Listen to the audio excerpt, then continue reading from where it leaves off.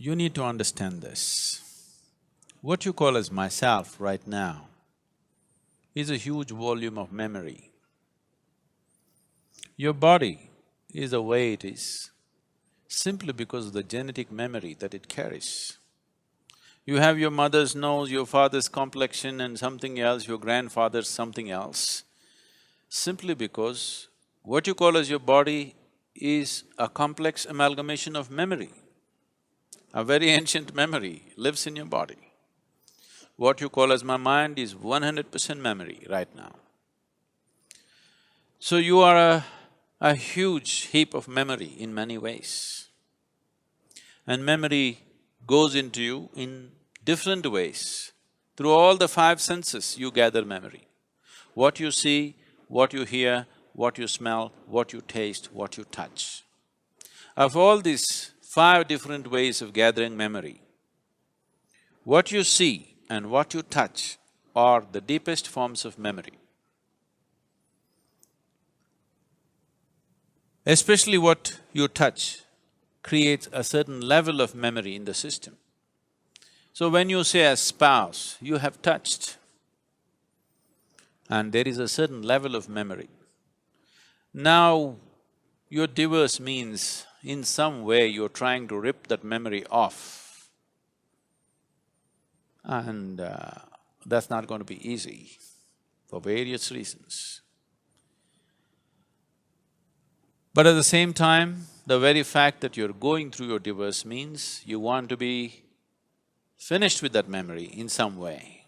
Maybe not erase that memory, but someone who was a spouse, someone who was in many ways a part of your life, slowly, for whatever reason, you have begun to experience them as a baggage that you're unwilling to carry.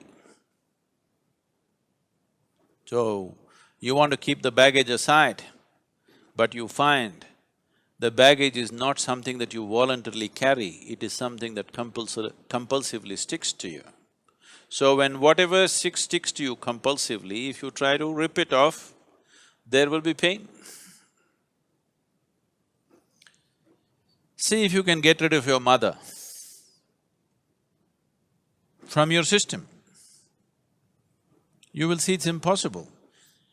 So similarly, memory has built up about your spouse, you can't just get rid of it just like that. If you do it, even mentally, psychologically, if you're equipped to do it, you will still see the whole system will go through a certain level of suffering invariably. Even if emotionally, psychologically you're in a balanced state that you can deal with it, the system will go through a certain process. You will see that especially when you are taken away from your spouse, either through divorce or death, you will see the memory within your system plays up much more strongly when they're not here. Particularly when death happens, you will see the memory of your spouse works in every cell in your body, if you have lived long enough together. It is not just an emotional and psychological process, it is a very physical process. So divorce is a voluntary death. You have decided to kill something that is a part of you in some way. It is because of this reason that having this understanding of the existence and the way the system functions, that they always told you, till death do you apart, you will not part. Because there is a physical memory about this, and the body doesn't have the balance of the mind. The mind can decide and turn around, but the body cannot turn around. The more memory you build into it, the more confused it becomes. So one type of memory, body handles it much better. Now that you've chosen to divorce for whatever reasons, which I don't want to delve into, if it could be avoided, that would be best. But for some reason, you have come to that situation where this has to happen. You need to understand this, that divorce essentially means you have chosen to kill something which is a part of you. because what you call as myself is just a certain volume of memory. Now, to how to conduct this gracefully. Most people think the best way to conduct a divorce is immediately jump into another relationship and another relationship of the same kind. No, you will cause much more struggle and turmoil within the system by doing that. It's extremely important the body has enough time to work out the memory. The body has enough time to keep the memory at a certain distance. Otherwise, you will render yourself to a space where to make yourself peaceful and joyful will become an extremely hard thing to do in your life. So conducting this process gracefully and well is important, as it is important to conduct every aspect of your life gracefully and well. Now, two people who have shared their emotion, their body, their sensations and their living spaces. Ripping it apart is because two memories have merged in many ways. Ripping it apart is almost like tearing yourself apart.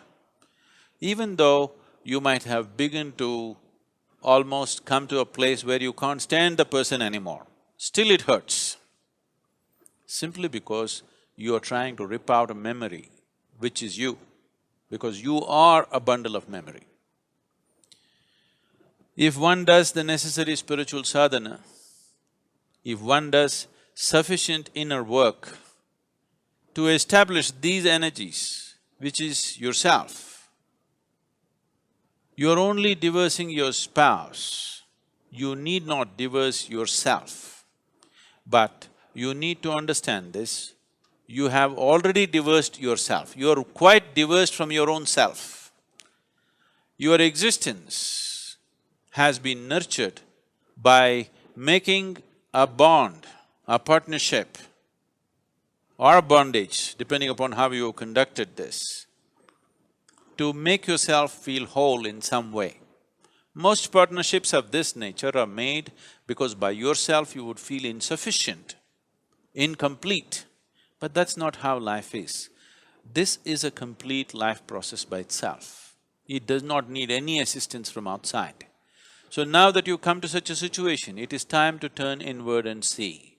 It is time that you find the completeness of what this life is. It is time you discover that this being is a complete being.